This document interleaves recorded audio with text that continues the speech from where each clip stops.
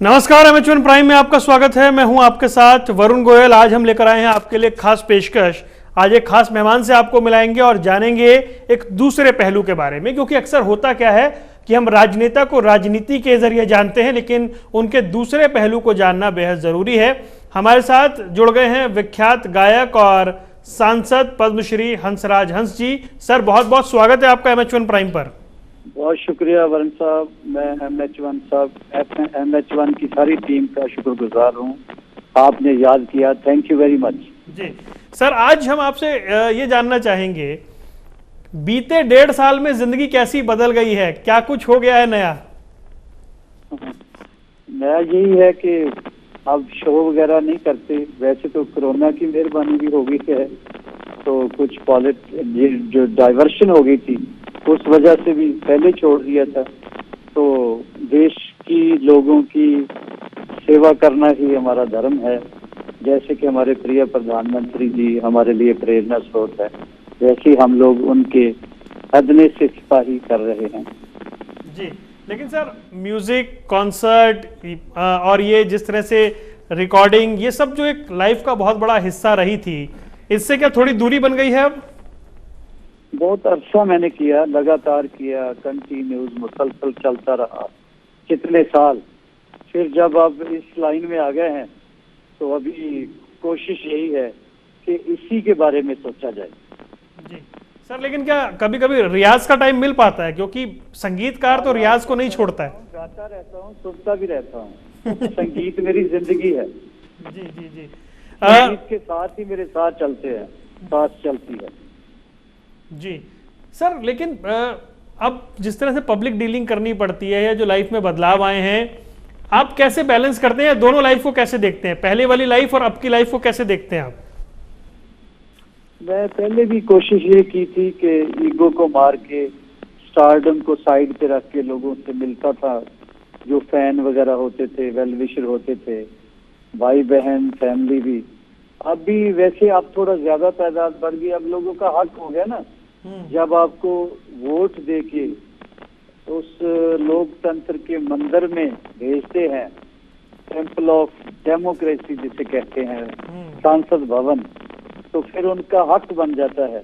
वो किसी वक्त भी आपको मिल सकते हैं, जगा सकते हैं, उठा सकते हैं। हमें याद है सर, जब आप चुनाव लड़ रहे थे, प्रचार के लिए अपने इलाके में जाते थे, तो सेल्फी खिंचवाने वालों की होड़ बहुत ज्यादा होती थी। तो वो जो स्टारडम से लेकर के अब एक राजनेता तक का जो ये सफर आप तय कर रहे हैं, संसद में भी हमने उसको देखा। और मुझे याद है कि सांसदों ने तो आपका सूफी कार्यक्रम करवाने की मांग कर दी थी स्पीकर साहब से। हाँ जी, हाँ जी। अगर कोरोना ना होता, ये कोरोना की जो यानी दहशत है, इससे निकलेंगे तो कॉन्सर्ट भी करेंगे। हम जहाँ जाएंगे वहाँ उत्सव भी होंगे। हमने पॉजिटिव ही रहना है, हमने अच्छे विचार ही रखने हैं, कोई नफरत नहीं फैलानी। जी, नफरत वाली हमारी पार्टी नहीं है, हमारी सोच ही नहीं है। घर में सर नन्हा मेहमान आ गया है, दादाजी बन गए हैं, कैसा एक्सपीरियंस है आपके लिए? बहुत अच्छा लगता है। युवराज जी की बेटा हुआ मानसी और युवराज। मानसी जी तो एमएच1 की देखो बहुत लाजवाब आर्टिस्ट हैं, तो बेटी है मेरी, तो दादा बन के और अच्छा लगता है। जवान हो गया हूँ मैं अब। आपने जो लोरी गाई थी वो बहुत वायरल हुई सोशल मीडिया पे सर। अच्छा, ठीक है जी। सर, क्योंकि जब आप पहली बार पार्लियामेंट में, जब आपकी वो पहली स्पीच थी, हर कोई उसको सुनकर एकदम गदगद था। जब आपने कहा, जिंदगी दी है तो जीने का हुनर भी देना, पांव बख्शे है तो तौफीक के सफर भी देना, आज भी सोशल मीडिया पर लोग उसको सुनते हैं, खूब वायरल है वो। अच्छा जी, शुक्र है मालिक का कि कोई वो अच्छी बात कहला दे जो लोगों के सीने में ठंडक डाले, लोगों को मोहब्बत के लिए एक प्रेरे। तो मेरी कोशिश यही है कि जो पार्लियामेंट में भी मैं बोलूं तो वो बोलूं लोगों के हकूक के लिए। तो लड़ना ही है हमें, लोगों के अच्छे अच्छे प्रोजेक्ट लेके आना है, जो डेवलपमेंट का है बात वो करनी है, लेकिन अच्छे तरीके से। एक शेर है ना, कहते तो हैं भले की लेकिन बुरी तरह, ऐसा नहीं हमारा अंदाज। जी नहीं सर, एक शेर सुनाई दीजिए ना फिर अब। शेर ये है कि जैसे आपने बोला कि मैं भी अक्सर अर्ज करता हूँ कि हम्बल रहना चाहिए। कुदरत का एक सिस्टम है, उस सिस्टम में जो ईगोइस्टिक बंदा हो जाता है, उससे वो जिसमें दी होती है ना, देता तो मालिक ही है। तो जो संगत है, लोग हैं, अवाम है, जनता है, ये भी भगवान, इनको समझो, इन्हीं में भगवान है। तो किसी ने उस सिस्टम के बारे में कहा है कि सुबह होते ही तारों की क़यादत छीन लेता है। देखो सिस्टम क्या बनाया रब ने, सुबह होते ही तारों की टिमटमाहट छीन लेता है, शाम होते ही सूरज की हुकूमत छीन लेता है। सलीका सीख लो उसकी जमीन पे चलने फिरने का, सलीका सीख लो उसकी जमीन पे चलने फिरने का, अकड़ करने वालों से वो इज्जत छीन लेता है। तो हमने तो यही सबक सीखा है कि अकड़ नहीं आनी चाहिए, ईगो नहीं आनी चाहिए। ये एक दिन सब ने चले जाना है, मोहब्बत बांट के जाओगे तो आपको कोई याद रखेगा, नहीं तो फिर फायदा क्या हुआ यहाँ इस जगह आने का। अब सर जब आपने ऐसी बात कर दी तो फिर एक सवाल मैं आपसे पूछ लेता हूँ। ये जो लोग ऊपर वाले को मानते हैं, किसी स्थान से, तीर्थ स्थान से उनकी श्रद्धा जुड़ी होती है, भावना जुड़ी होती है, ये बड़ा 6-7 महीने बड़े मुश्किल के रहे, ना वो अपने तीर्थ स्थान पर जा पाए, ना तीज त्योहार वैसे मना पाए। ऐसे में सूफी मत क्या कहता है, ईश्वर को क्या फिर अपने भीतर देखा जाए? सूफी मत के मुताबिक और गुरमत के मुताबिक, संत मत के मुताबिक, हर मजहब के मुताबिक यही है कि जो ह्यूमन बॉडी है, this is called temple of living god. मानव मंदिर एक शरीर है संतो, ज्ञान रतन प्रगट हुए, वहां जाके भी अंदर ही जाना होता है।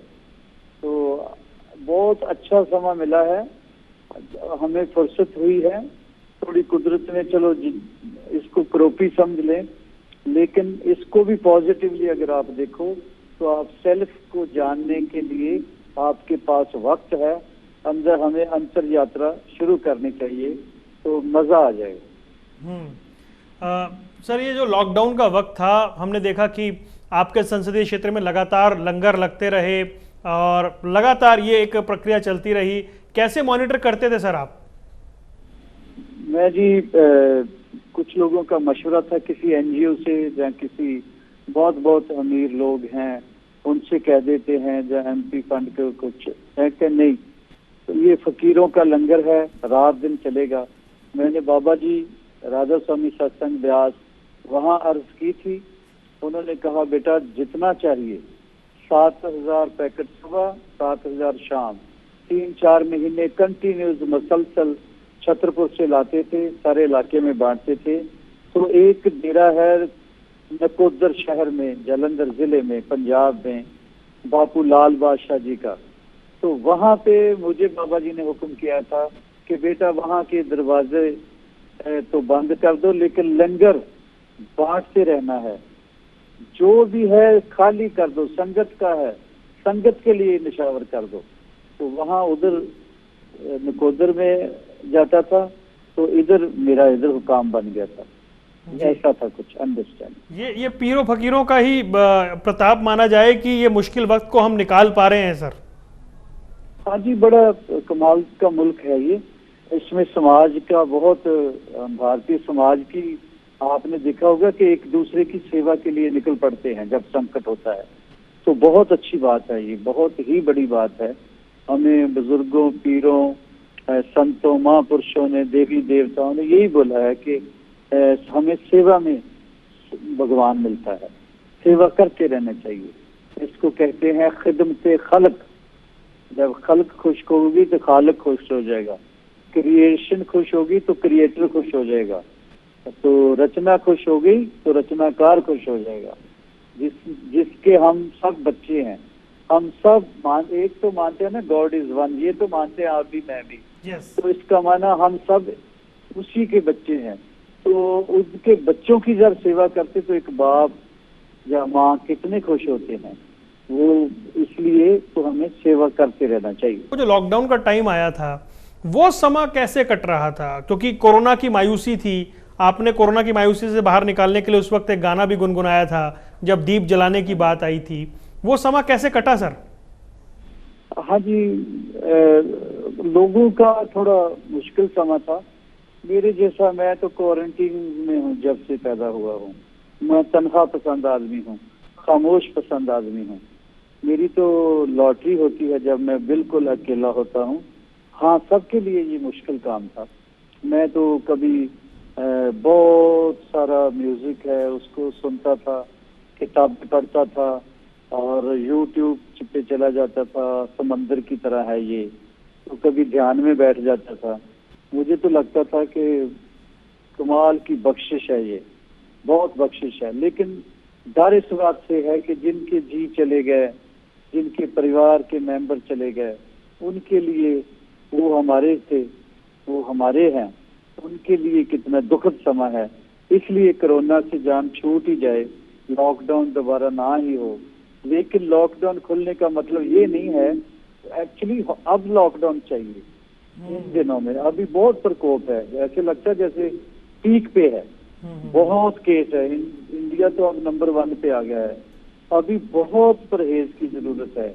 हमारे डॉक्टर हर्षवर्धन साहब, उन्होंने कल फरमाया है, क्योंकि वो हेल्थ मिनिस्टर तो है ही, WHO के भी बने हैं, तो उन्होंने फरमाया ये जो बद परहेजी हमने कर दी ना आफ्टर लॉकडाउन, जैसे प्रधानमंत्री जी हमें बार बार समझाते थे कि सोशल डिस्टेंस रखो, सोशल डिस्टेंस रखो, मास्क वगैरह, हाथ वाथ साफ करके रखो, काढ़ा शाढ़ा पियो।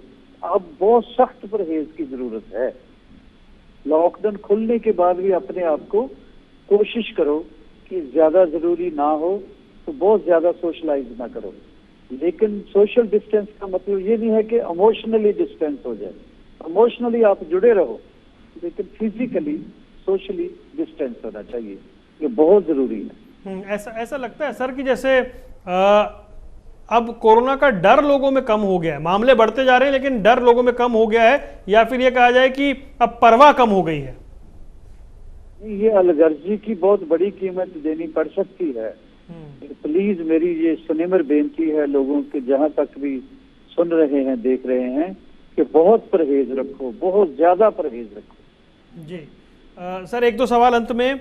कोरोना काल में इंडस्ट्री ने ही बड़ी मुश्किल का सामना किया, और आपने तो खुद सामने आकर इस मुद्दे को उठाया कि चाहे पंजाब की इंडस्ट्री है या दूसरी इंडस्ट्री है, उनके लिए बड़ा मुश्किल वक्त है, कलाकारों के लिए। जी, तो मैंने, हाँ जी, मैंने जो मेरे पास था, मैं पंजाब में आर्टिस्ट, दिल्ली में, मैं तो अकाउंट में मेरा खाली हो गया, बल्कि अकाउंट में ट्रांसफर कर देता था, राशन अपनी जेब से लाता था, इधर उधर से क्या मांगना है। लेकिन इतना करने से कुछ बात बनती नहीं है, एक बंदा क्या करेगा। और भी कलाकारों ने किया होगा एक दूसरे का। लेकिन मैंने प्राइम मिनिस्टर साहब को लेटर लिखा था, निम्र पत्र, शायद उस पर गौर जल्दी हो। मैं पंजाब भी स्पेशली गया था, तो हमारे honourable CM captain Amarinder Singh ji को भी गुजारिश की है, मैंने लेटर लिखा है, वो अखबारों में छाया भी हुआ है, शायद मीडिया में भी आया है। मेरा ख्याल है कि वो सोचेंगे, जरूर सोचेंगे, कलाकारों का भी। अगर हर वर्ग का सोच रहे हैं तो उनके लिए भी सोचना चाहिए। वो रौनक की दुनिया है, आपको डिप्रेशन में निकालने वाले लोग हैं, वो खुद डिप्रेशन में ना चले जाए। जी सर, लेकिन एक सवाल आपसे, क्योंकि आप एक तरह से जोड़ने की कोशिश कर रहे थे, बॉलीवुड इंडस्ट्री पर इतने सवाल क्यों उठ गए सर? वहां कैसे ये एक डिवीजन दिखाई देने लगा है आजकल? वो मेरी समझ से बाहर है, बहुत ज्यादा ओवर हो गया है। हर जगह नफरत ही नफरत फैल रही, पता नहीं किस दौर से हम गुजर रहे हैं। वो मुझे समझ नहीं आता उस मजमून का, इसीलिए मैं मीडिया में ज्यादा बोलता नहीं हूँ इस टॉपिक पे, क्योंकि मेरी समझ से बाहर है ये। सर, अंत में एक सवाल, अब क्योंकि आप प्राइम मिनिस्टर मोदी के साथ काम कर रहे हैं, पार्लियामेंट में भी उनसे मिलते हैं, किस तरह की शख्सियत है वो? क्या ज्यादा काम करते हैं और करवाते हैं काम? वो जब से पैदा हुए हैं, जब से होश संभाली है, उनका जीवन खुली किताब है। तो देख लो, लॉकडाउन में भी, कोरोना में भी 17-18 घंटे वो काम करते हैं, और हमें भी यही कहते हैं कि जो सोता है वो खोता है। तो सोना कम करो, टाइम पे आओ, पंक्चुअल बहुत है, मेहनती बहुत है, और वो चाहते हैं कि 2021 का जो भारत है वो बहुत समृद्ध हो, तो जो भी कमियां हैं उसको दूर करने के लिए रात दिन लगे रहते हैं। तो मेरी कामना है, अभी हमने जन्मदिन भी उनका मनाया, कि ऐसे लीडर कहाँ मिलते हैं जिनको इतना आवाम का फिक्र होता है। दो तरह के लीडर होते हैं शायद, एक इकोनॉमिक, एक सोशल। ये तो सोशली है। देखा होगा आपने, लॉकडाउन जब अनाउंस किया तो कितनी बार लोगों को किस अंदाज से हाथ जोड़ जोड़ के लोगों को कहा कि मुझे प्रधानमंत्री नहीं, अपना फैमिली मेंबर समझो। एक एक डॉक्टर तक, नर्सेज तक भी, सारे स्टेट हेड जितने सीएम थे सबसे राब्ता करके उन्होंने काउंसलिंग की, मीटिंग्स ली, हिदायत की, लेकिन लोग मानते नहीं हैं। मैंने देखा है लोग अगर माने तो इसमें बचा रहेगा। जो फरमाया है WHO ने, हेल्थ बुलेटिन आता है वो टीवी में सुनना चाहिए, रोज आता है हेल्थ बुलेटिन। जो प्रिकॉशंस लेने की जरूरत है, जैसा प्रधानमंत्री जी ने शुरू में कहा था, अगर ऐसा मानते तो कोरोना ऐसा नहीं फैल सकता था। यहाँ तो थोड़ी सी छूट दी तो बस पता नहीं क्या लोगों को हो जाता है। आई डोंट नो, समझ से बाहर है। मेले लग जाते हैं, परवाह ही नहीं करते। फिर जब तकलीफ आती है फिर पता चलता कि ये कोरोना जो है ये दबे पांव आता है, पकड़ लेता है। इसे नहीं पता ये वजीर है या फकीर है, किस लेवल का बंदा है। इस वजह से बच के रहना चाहिए। हमें अपने प्रधानमंत्री जी की बात को, हिदायतों को जो उन्होंने समझाया, मानना चाहिए। बहुत बहुत धन्यवाद सर, आपने हमारे लिए वक्त निकाला और हम बड़े हक से आपको बुलाते हैं और आप हमेशा अपना वक्त निकालते हैं। बहुत बहुत धन्यवाद सर बात करने के लिए। MH1 तो जब भी बुलाए हाजिर नाजिर, एकदम हाजिर। Thank you so much sir बात करने के लिए। हमारे साथ थे सांसद पद्मश्री हंसराज हंस, जिन्हें आप सुन रहे थे, जो बता रहे थे कि किस तरीके से कोरोना काल के बीच में परिस्थितियां रही और तमाम मुद्दों पर उन्होंने बात की। यहाँ रुकने कुछ देर के लिए दीजिए इजाजत। नमस्कार।